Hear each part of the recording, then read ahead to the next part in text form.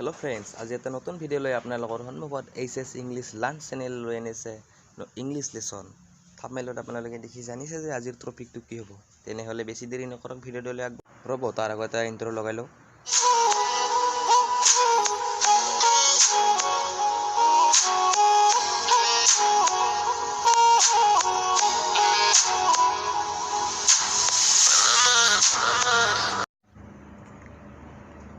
English learn SMS simple present tense আমি simple present tense আৰু আমি বুজাবৰ বাবে আমি দুটা ভাগত ভগাম negative sentence and questions তাৰ আগত আমি জানি লম simple present tense নো কি simple present tense কেনেকৈ ব্যৱহাৰ হয় তাৰ আগতে আমাৰ মনলৈ এটা কোৱেশ্চন আহে যে simple present tense নো কি আমি দৈনন্দিন জীৱনত ব্যৱহাৰ কৰা শব্দ বা কথাবিলাক আমাৰ হেবিটস ডেইলি ৰুটিন হেবিটুৱেল একচন means অভ্যাসগত কাম ইউনিভাৰ্সেল ট্ৰুথ অৰ্থাৎ চিৰসত্য ঘটনা এনেকুৱা ধৰণৰ সেন্টেন্সবিলাক আমি দৈনন্দিন জীৱনত ব্যৱহাৰ কৰোঁ সো এনেকুৱা ধৰণৰ বাক্যবিলাকে আমি ইংলিছত সিম্পল প্ৰেজেন্ট টেন্সত ব্যৱহাৰ কৰোঁ সিম্পল প্ৰেজেন্ট টেন্স বুজাৰ বাবে আমি ভাৰ্বৰ সিঙ্গুলাৰ আৰু প্লুৰেল ফৰ্মৰ বাবে আমি এখন লিষ্ট লিখি লম আমি লিষ্টখনত লিখিম ফাৰ্ষ্ট পাৰসন অৰ্থাৎ সিঙ্গুলাৰ আই প্লুৰেল উই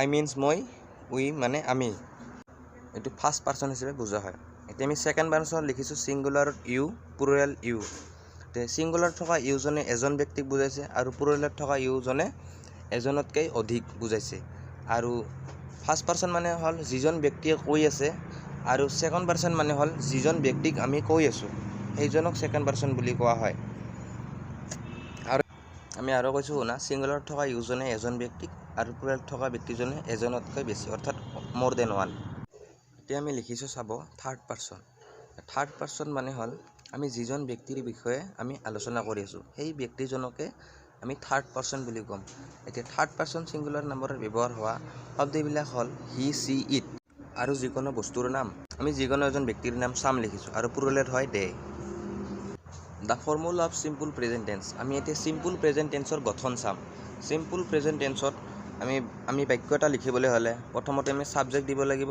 সেকেন্ডতে ভাৰ্ব থাৰ্ড অবজেক্ট আমি ধৰিলো আমি ইয়াত subject I you we they go to school অৰ্থাৎ গো হল ইয়াত ভাৰ্ব আৰু সেকেন্ডতে চাব he she it or some goes to school ইয়াত চাব আমি এটা কথা জানিব লাগিব যে ইয়াত ব্যৱহাৰ হোৱা স্কুল অৰ্থে অবজেক্ট বুজাইছে আৰু এটা কথা আমি লক্ষ্য কৰিলে দেখা পাওঁ যে হি she it sum goes to school এতিয়া গোৰ লগত ইয়েস কেনেকৈ আহিল তেনেহলে আমি এটা কথা জানিব লাগিব যে থাৰ্ড পাৰসনত ব্যৱহাৰ হোৱা যিকোনো ভাৰ্ব আমি প্লুৰেল ফৰ্মত লিখিব লাগে অৰ্থাৎ আমি গোৰ লগত ইয়েস যোগ দিছো আৰু কেতিয়াবা এস হয় এইটো নিৰ্ভৰ কৰে আমি ভাৰ্বটোৰ স্পেলিংৰ ওপৰত আমাৰ ভাৰ্বটোৰ স্পেলিংৰ ওপৰত এস বা ইয়েস নিৰ্ভৰ কৰিব ইয়াৰ লগত আমি আৰু এটা কথা জানিব লাগিব ভাৰ্ব মানে কি ভাৰ্ব মানে হল কোনো এটা সেন্টেন্সৰ যিটো শব্দই আমাক কোনো এটা বাক্য ক্ৰিয়া কৰা বুজায় হেতুকে আমি ভাৰ্ব বুলি কওঁ নাও আমি এতিয়া সিম্পল প্ৰেজেন্ট টেন্সৰ কেইটামান এক্সাম্পল চাম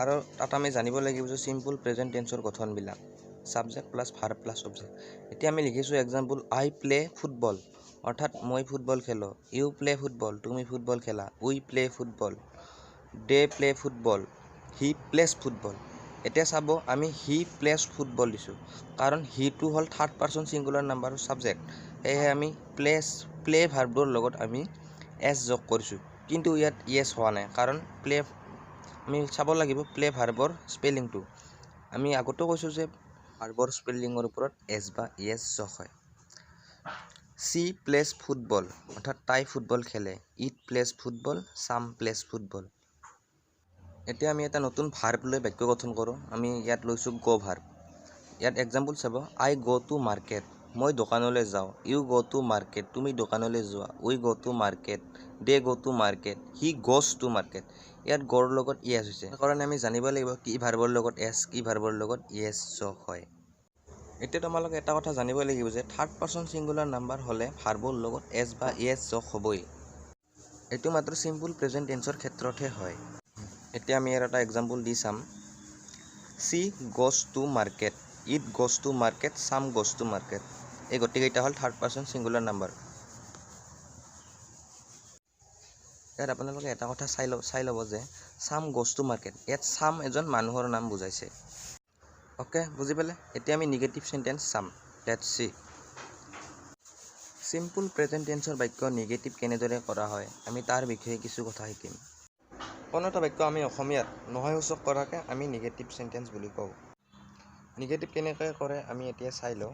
আমি ইয়াত লিখিছোঁ সাবজেক্টত I you we they do not go to school, অৰ্থাৎ আমি গৰ আগত ডু নট ব্যৱহাৰ কৰিছোঁ। এতিয়া আমি এটা কথা জানিব লাগিব যে নিগেটিভ কৰিলে ডু ভাৰ্বৰ সহায় লোৱা হয়। ইয়াত ডু ভাৰ্বৰ লগত নট যোগ কৰি নিগেটিভ কৰা হয়। আমি ডু নটৰ সলনি আমি ডন্ট বুলি লিখিব পাৰোঁ। প্ৰথমে বাক্যটোৰ মিনিং আছিল মই, তুমি, আমি বা সিহঁতে স্কুললৈ যায়। এতিয়া বাক্যটোৰ মিনিং হ'ল মই, তুমি, আমি বা সিহঁত স্কুললৈ নাযাওঁ। তোমালোকে এটা বস্তু চাই ল'বা, আমি ভাৰ্বটোৰ আগতহে ডু নট ব্যৱহাৰ কৰিছোঁ। আৰু এটা কথা জানিব লাগিব, এইটো মাত্ৰ চিম্পল প্ৰেজেন্ট টেন্সৰ ক্ষেত্ৰতহে ডু নট ব্যৱহাৰ হয়। তোমালোকে এতিয়া ভালদৰে বুজি পালানে যে চিম্পল প্ৰেজেন্ট টেন্সৰ বাক্য এটা আমি কেনেদৰে নিগেটিভ কৰোঁ। এতিয়া আমি থাৰ্ড পাৰ্চন ব্যৱহাৰ হোৱা ছাবজেক্ট কেইটা লিখিম। হি, চি, ইট অৰ চাম does not go to school. ইয়াত এটা বস্তু চাব হা, এতিয়া ইয়াত ডু নট ব্যৱহাৰ কৰা হোৱা নাই। ইয়াত ডু নটৰ সলনি ডাজ নট ব্যৱহাৰ কৰা হৈছে, কাৰণ হি, চি, ইট, চাম হ'ল থাৰ্ড পাৰ্চন ছিংগুলাৰ নাম্বাৰ। যেতিয়া আমাৰ বাক্যটো নিগেটিভ নাছিল তেতিয়া আমি গৰ লগত ইয়েছ দিছিলোঁ। এতিয়া আমি নিগেটিভ কৰোঁতে গৰ ইয়েছটো আমি ডুৰ লগত বহুৱাইছোঁ। ডুৰ লগত ইয়েছ যোগ কৰি আমি নিগেটিভ কৰিছোঁ। ইয়াত আমি লিখিছোঁ চোৱা ডাজ নট। আমি ডাজ নটৰ সলনি ডাজন্টটো ব্যৱহাৰ কৰিব পাৰোঁ। চিম্পলি গ ভাৰ্বটো প্লুৰেল আছিল, এতিয়া ডু ভাৰ্বটো প্লুৰেল হ'ল। এতিয়া আমি কিছুমান এক্সাম্পল দিম আপোনালোকৰ বুজাত সুবিধা হোৱাৰ বাবে। আমি কেইটামান এক্সাম্পল লিখি আছোঁ, আপোনালোকে চাব।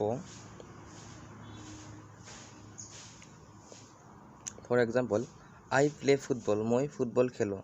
আই ডু নট প্লে ফুটবল, অৰ্থাৎ মই ফুটবল নেখেলোঁ। ইয়াত চাব আপোনালোকে এতিয়া ভালকৈ বুজি পাইছে যে ডু নট ব্যৱহাৰ কৰি কেনেদৰে আমি নিগেটিভ কৰিলোঁ। আই ডু নট প্লে, আমি ডু নটৰ সলনি আমি ডন্টটো ব্যৱহাৰ কৰিব পাৰোঁ।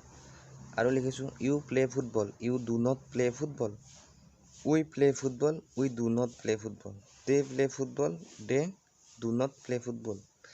হি plays football, he does not play football. ইয়াত চাব আপোনালোকে ডুৰ লগত ইয়েছ হৈছে, কাৰণ ইয়াত লিখা হৈছিল হি প্লেজ ফুটবল, হিটো হ'ল থাৰ্ড পাৰ্চন ছিংগুলাৰ নাম্বাৰ, সেয়ে ইয়াত ভাৰ্বৰ লগত এছ হৈছিল, প্লেছ হৈ গৈছে। এতিয়া আমি সেই বাক্যটো নিগেটিভ কৰোঁতে প্লেৰ লগত থকা এছটো মানে প্লুৰেল ফৰ্মত আছিল, এতিয়া সেই প্লুৰেল ফৰ্মটো আমি ডুৰ লগত ব্যৱহাৰ কৰিছোঁ, অৰ্থাৎ আমি ডাজ নট দিছোঁ ইয়াত। He does not play football. আমি আৰু লিখিছোঁ she plays football, she does not play football. এই গোটেইকেইটা থাৰ্ড পাৰ্চন ছিংগুলাৰ অৰ্থ হয়। It plays football, it does not play football. Sam plays football, Sam does not play football. এতিয়া আমি চাম চিম্পল প্ৰেজেন্ট টেন্সৰ বাক্যৰে আমি কেনেদৰে কুৱেশ্যন সুধিব পাৰোঁ। For example I play football, ইয়াত লিখিছোঁ ডু আই প্লে ফুটবল, মই ফুটবল খেলোঁনে। ইয়াত চাব ডু ভাৰ্বটো আগত ব্যৱহাৰ কৰি আমি কোনো এটা বাক্য কুৱেশ্যনছ কৰিছোঁ। ইয়াত আমি প্ৰশ্নবোৰক দিব লাগিব। এতিয়া আমি এটা কথা জানিব লাগিব, কোনো এটা বাক্যৰ আগত ডু ভাৰ্ব ব্যৱহাৰ কৰি আমি কোনো এটা বাক্য প্ৰশ্ন কৰোঁ, অৰ্থাৎ কুৱেশ্যনছ কৰোঁ।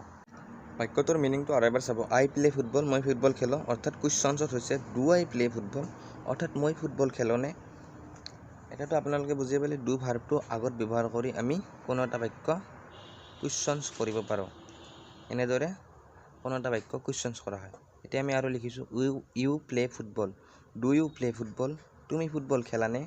উই play football, do we play football. They play football, do they play football. They play football অৰ্থাৎ সিহঁতে ফুটবল খেলে। Do they play football means সিহঁতে ফুটবল খেলেনে, অৰ্থাৎ মিনিংটো কোনো এটা বাক্যৰ চিম্পল প্ৰেজেন্ট টেন্সৰ ক্ষেত্ৰত এনেকুৱাই হয়। এতিয়া আমি লিখিছোঁ থাৰ্ড পাৰ্চন ছিংগুলাৰ নাম্বাৰৰ এটা বাক্য he plays football. Does he play football, অৰ্থাৎ আমি এটা বস্তু চাব লাগিব, হিটো আছিল থাৰ্ড পাৰ্চন ছিংগুলাৰ নাম্বাৰ, সেয়ে প্লেৰ লগত এছ ভাৰ্ব ব্যৱহাৰ হৈছিল। এতিয়া আমি সেই বাক্যটো কুৱেশ্যনছ কৰোঁতে প্লেৰ লগত থকা এছটো উঠি আমি ডু ভাৰ্বৰ লগত ব্যৱহাৰ কৰিব লাগিব, অৰ্থাৎ প্লে ভাৰ্বটো তেতিয়া প্লুৰেল ফৰ্মত আছিল, এতিয়া আমি ডু ভাৰ্বটো প্লুৰেল ফৰ্ম কৰি দিব লাগিব আৰু প্লেৰ লগত থকা এছ বা ইয়েছ আমি উঠাই দিব লাগিব। তেতিয়াহ'লেহে আমাৰ কোনো এটা বাক্য কুৱেশ্যনছ সোধা হ'ব। এতিয়া লিখিছোঁ she plays football, does she play football. It plays football, does it play football. Sam plays football, does Sam play football. Thanks for watching. Please subscribe and like the video.